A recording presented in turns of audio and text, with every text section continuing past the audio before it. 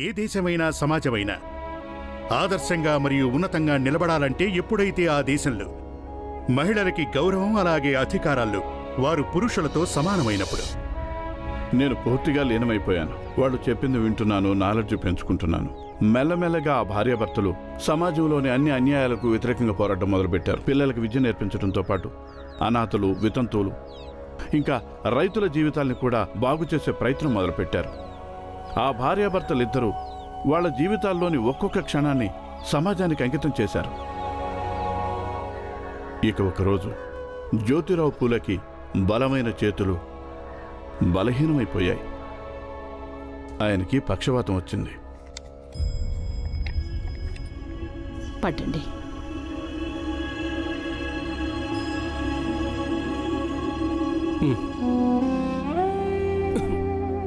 నెమ్మదిగా.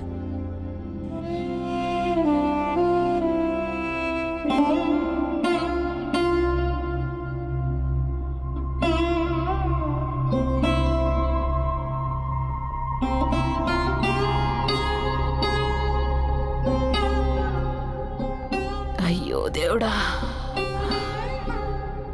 ఇక ఎంతో కాలం నీకు తోడుగా ఉండగలనని నాకు ఏమాత్రం అనిపించడం లేదు. అబ్బాయి యశ్వంత్ కూడా డాక్టర్ కోర్స్ చదవడానికి విదేశాలకు వెళ్ళాడు. కానీ నా తర్వాత కూడా నువ్వు ఆగకూడదు. చదువు చెప్తూనే ఉండు, పోరాడుతూనే ఉండు. ఎందుకలా మాట్లాడుతున్నారండి? ఏమైంది మీకు? అంతా బానే ఉందిగా. ఇంకిప్పుడు మనం చెయ్యాల్సింది చాలా ఉందండి. నువ్వు చెప్పింది పూర్తిగా నిజమే. ఈ చేతితో అచ్చంగాయలు ఆడేవాడిని, ఇక నిన్ను ఎప్పుడూ ఓడించేవాడిని.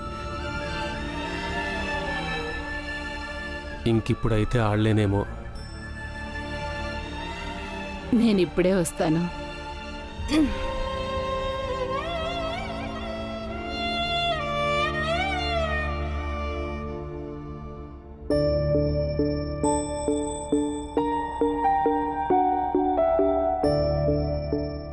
ఆడండి. రెండో చేత్తో ఆడండి. అరే ఆడలేను. ఎందుకు ఆడలేరు? మీరే చెప్తుంటారు కదా, ధైర్యం కోల్పోనంత వరకు ఏది అసాధ్యం కాదు అని. అవునా? కానివ్వండి, కానివ్వండి, ఆడండి.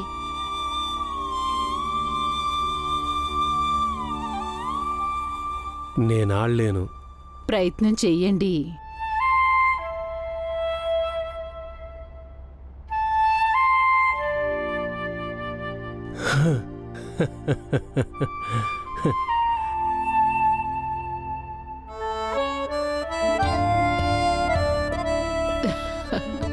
తీసుకోండి.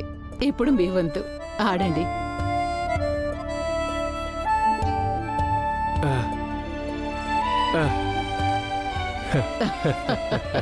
చూడు, ఓడించేశాను నిన్ను. నేను భోజనం తీసుకొస్తాను. అయ్యో,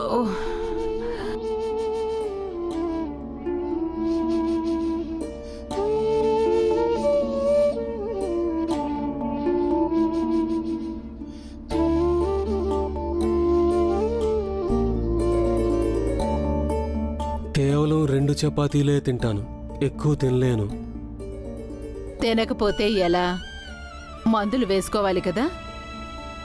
అయితే ఏంటి? ఎంత ఆకలి వేస్తే అంతే తింటాను. ఉప్పు కొంచెం ఎక్కువ తీసుకురా.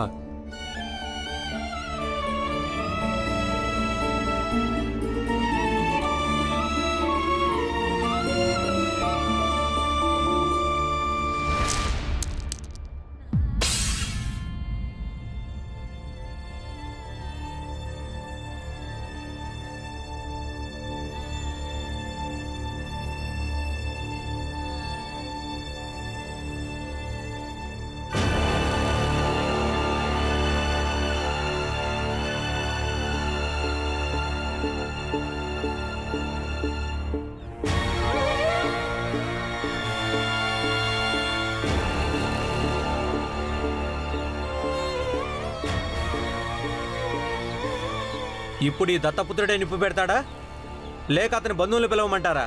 సరిగ్గానే చెప్పావు.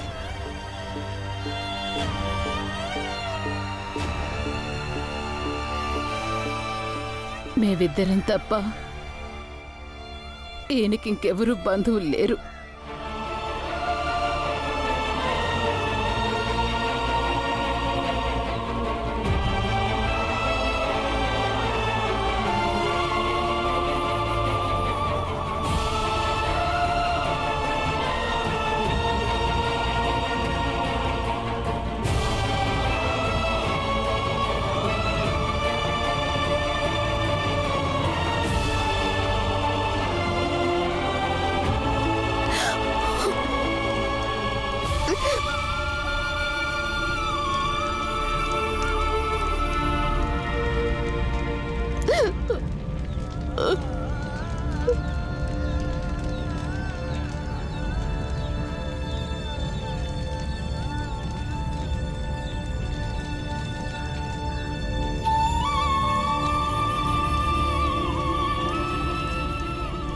మీరు లేకుండా ఒంటరిగా ఇక ముందంతా ఎలా చేయగలనండి?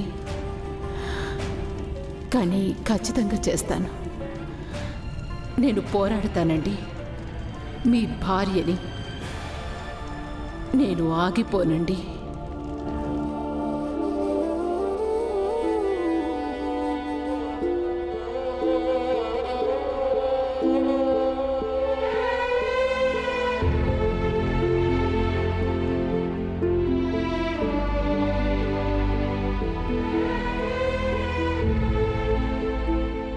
నాకు అసలు చదవటం రాదు. నీకు చదువుకోవాలనుందా చెప్పు.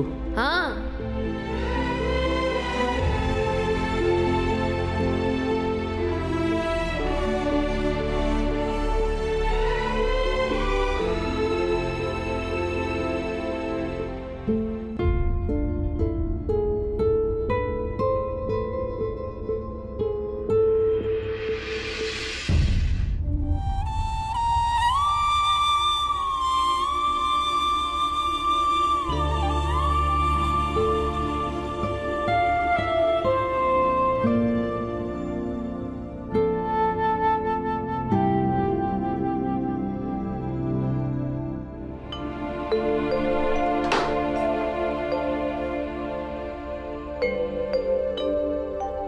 అరే, మీరింత రాత్రి వాళ్ళు ఎందుకు లేచారు?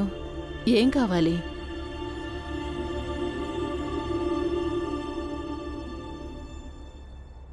నువ్వు నీ చేయి ముందుకు చాపు. అంటే ఏదైనా ముఖ్యమైన విషయమా? ముఖ్యమైన విషయమే. నువ్వు మొదట నీ చేయి ముందుకు చాపు.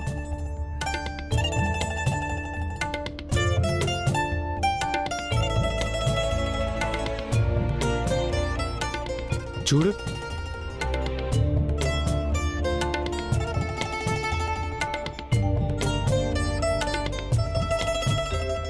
మన పెళ్లి జరిగి ఎన్ని సంవత్సరాలైందో గుర్తు చేసుకో.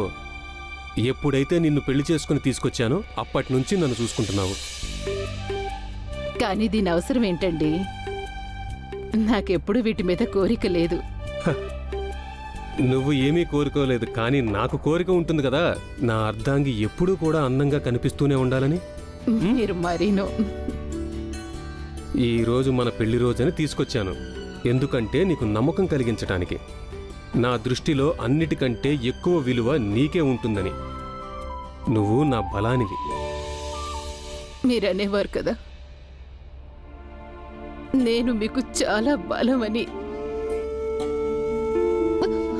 మరిలా అకస్మాత్తుగా నడిదారిలో వదిలేసి ఎలా వెళ్ళిపోయారండి మీరు? మనమిద్దరం కలిసి ఒక పోరాటం మొదలు పెట్టాం. కానీ ఇప్పుడు మీరు లేకపోయేసరికి ప్రపంచం అంతా శూన్యంగా అనిపిస్తోంది. మీరెందుకు అంత దూరం వెళ్ళిపోయారండి?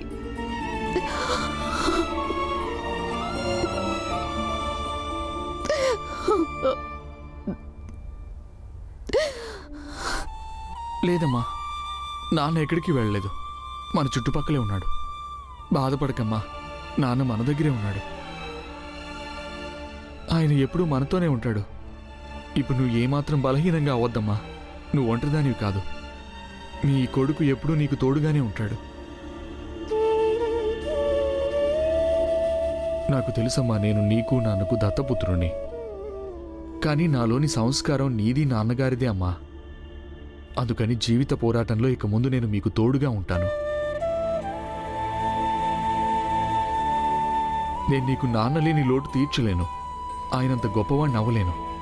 కానీ పూర్తిగా ప్రయత్నిస్తానమ్మా ఆయన చూపించిన దారిలో నడవడానికి. ఇక మన ప్రయత్నాల వల్ల ఎప్పుడూ ఎవరి ముఖాల్లో చిరునవ్వు వికసించినా అప్పుడు నాన్నగారు సంతోషిస్తారు.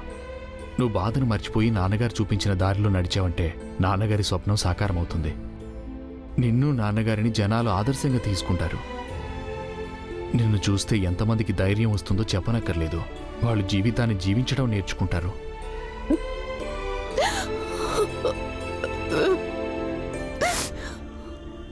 అమ్మా, నాకు కూడా చుక్కలు లెక్కించడం, అచ్చంగాయలాడడం నేర్పించు. నేను కూడా నీతో కలిసి అచ్చంగాయలాడతాను. ఇంకా మన తల్లి కొడుకులు ఇద్దరం కలిసి ఒకనాటికి ఆకాశంలోని నక్షత్రాలన్నింటినీ లెక్క పెట్టేద్దాం.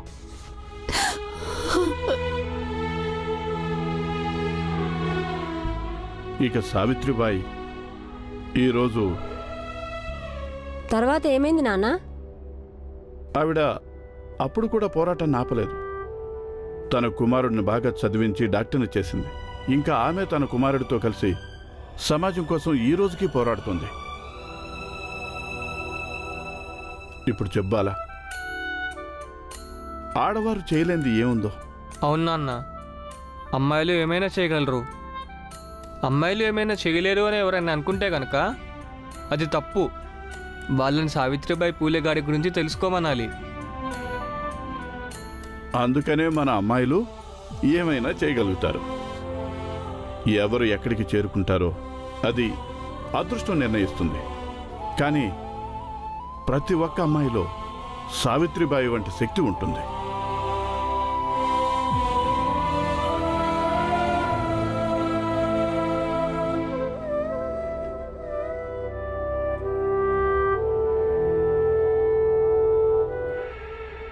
నాన్న, బారిస్టర్ గారు పూర్తిగా సిద్ధమయ్యారు. ఆయన చెప్పారు రేపు మనం గెలుస్తామని. నువ్వేం అసలు దిగులు పడద్దు. మాకైతే అస్సలు అర్థం కాలేదు ఏం చేయాలో. కానీ భీమ్ అనేదంతా చేశాడు. నువ్వు చెప్పింది కరెక్టే రామ్జీ. మీ అబ్బాయి భీమ్ నిజంగానే అద్భుతం చేశాడు. మొత్తం కేసునే ఆపేస్తాడు. నేను అసలు ఇది ఊహించనే లేదు.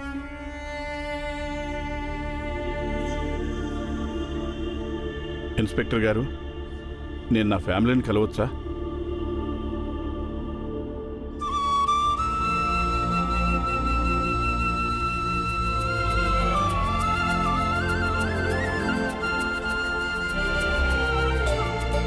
ఎలా ఉన్నావు పురంజన్? బాగానే ఉన్నాను. నువ్వెలా ఉన్నావు?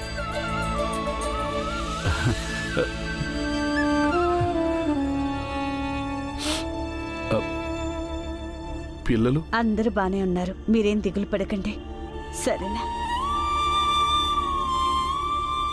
భీంబాబు, ఈ సమస్య వల్ల నీ చదువు, స్కూలు పూర్తిగా కుంటుపడిపోయి ఉంటాయి.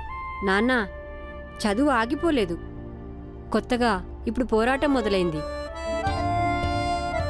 న్యాయ పోరాటం. ముందు ఈ పోరాటంలో గెలిచామంటే తర్వాత చదువు కూడా సాగుతుంది.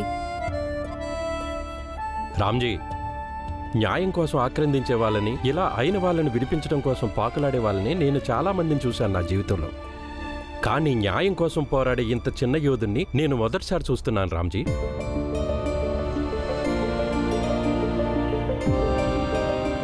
రామ్జీ, రేపు రిజల్ట్ ఏదైనా అవ్వచ్చును గాక. కానీ ఈరోజు నాకు ఈ చిన్న భీమరామును చూస్తుంటే చాలా సంతోషంగా ఉంది.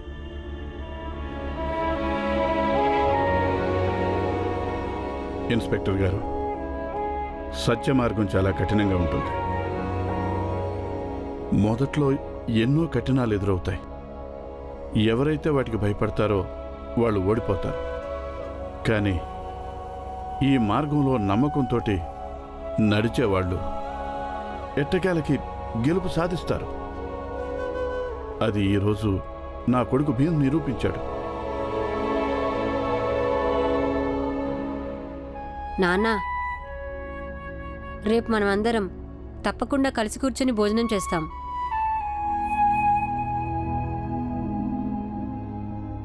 రేపు గెలుపు మనదే అవుతుంది. ఇక పదండి పురంజన్ బాబాయ్.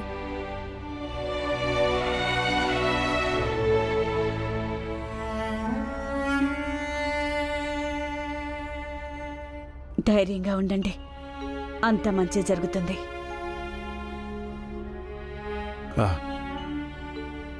ఇప్పటిదాకా చాలా చాలా చెడ్డ ఆలోచనలు వస్తుండేవి.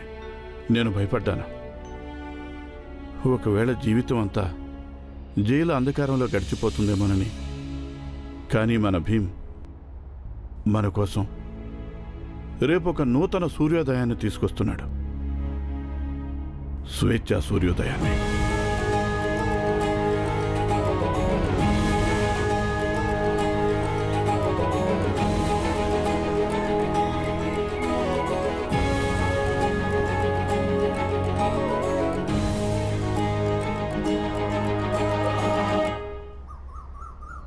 చూడండి, మా పురుషోత్తం వచ్చాడు మీతో మాట్లాడడానికి. ఎక్కడికి వెళ్ళాడు? మీలో ఎవరైనా చూసారా? లేదండి, మేమెవరిని చూడలేదు. మేం మా కేశవ్ కోసం బాధపడుతున్నాము. వాడు నిన్నటి నుండి కనిపించట్లేదు. మీరు కానీ ఏమైనా చూసారా? అరే, మిమ్మల్ని మేము ఒక ప్రశ్న అడుగుతున్నాం, జవాబు చెప్పకుండా నువ్వు మళ్ళీ ప్రశ్న అడుగుతావా? అంత పొగరెక్కిందని మీ అందరికీ? మేము పురుషోత్తం గారిని చూడలేదు. మా కేసు కనపడక మేము వెతుక్కుంటున్నాం. ఇప్పుడు అసలు ప్రశ్న ఏంటంటే అసలు వీళ్ళిద్దరూ ఎక్కడికి వెళ్ళారు? మాకు బాగా అర్థమైంది మీరు ఏం చెప్పదలుచుకున్నారు. ఈ మధ్య మీరు చాలా రెచ్చిపోతున్నారు. మీ నోళ్ళు అతికలేస్తున్నాయి. నోలుక చీరి కుక్కలకు ఆహారంగా వేస్తాను. ముందు పురుషోత్తం దొరకనివ్వండి, తర్వాత మీ అంతు చూస్తాను. పద. ఊరుకుంటే నెత్తినెక్కుతున్నారు.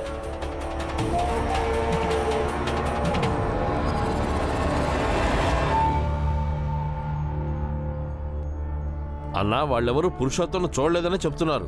అరే, పురుషోత్తం సంగతి వదిలేయండి.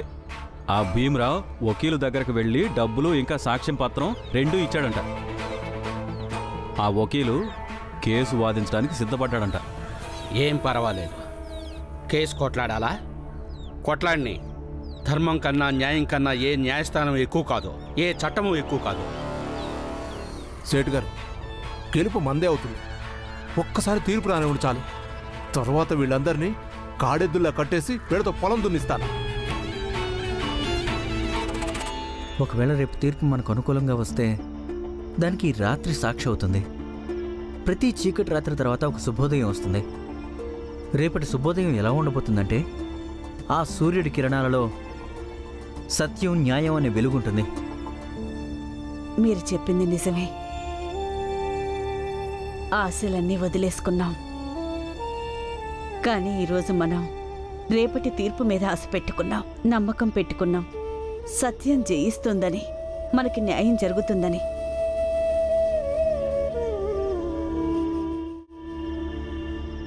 నిజం చెప్పనా మీకు, ఇది అసలు సాధ్యం అయ్యేది కాదు.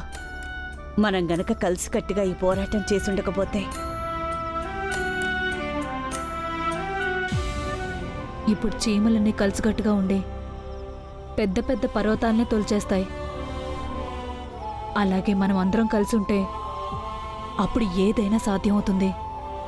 చూస్తూ ఉండండి, రేపటి తీర్పు మన పక్షాన్నే వస్తుంది.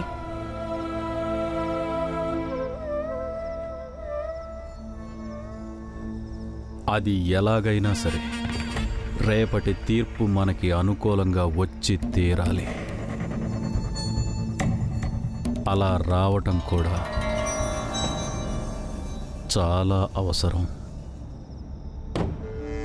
అప్పుడే ఆ జాతి వాళ్ళు వాళ్ళ కోసం ఈరోజు మాదిరిగా మళ్ళీ ఎప్పుడూ ఇలాంటి ఉదయం కోసం నిరీక్షిస్తూ ఉండటం కనిపించదు. సేటు గారు, మీరు నిశ్చింతగా ఉండండి. గెలిచేది మనమే. అసలు ఆ చీమలకి మనలాంటి ఏనుగులతో పోటీనా?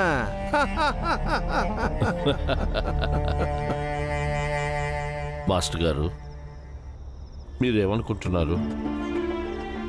రేపటి పోరాటంలో ఎవరు గెలుస్తారు? ఆ సమాజమా? దేంతో అయితే మనకు సంబంధం ఉందో, లేక భీమరావు ఇంకా అతని కుటుంబం సంఘర్షణ గెలుస్తుందా? చెప్పలేము అంబేద్కర్ గురుగారు, కానీ చాలా మంచిగా అనిపిస్తోంది. మన ఇద్దరం కలిసి రేపటి సూర్యోదయం కోసం ఎదురు చూస్తున్నాం మన సమాజ పరిస్థితి కోసం.